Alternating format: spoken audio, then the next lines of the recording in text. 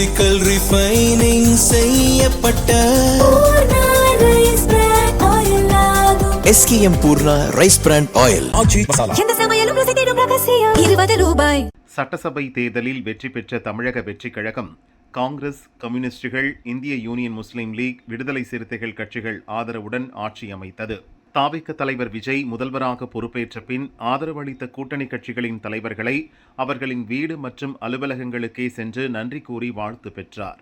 மேலும் முன்னாள் முதல்வர் ஸ்டாலின், வைகோ, அன்புமணி, சீமான் உள்ளிட்டோரையும் சந்தித்தார். இதைத் தொடர்ந்து சிங்கப்பெண்கள் சிறப்பு அதிரடிப்படை மொழிக் கொள்கையில் மாநில உரிமைகள் பாதுகாப்பு, மேகதாது அணை விவகாரத்தில் தனி தீர்மானம் நிறைவேற்றும் என்று தாவிக அரசின் செயல்பாடுகளை கூட்டணி கட்சிகள் வரவேற்றுள்ளன.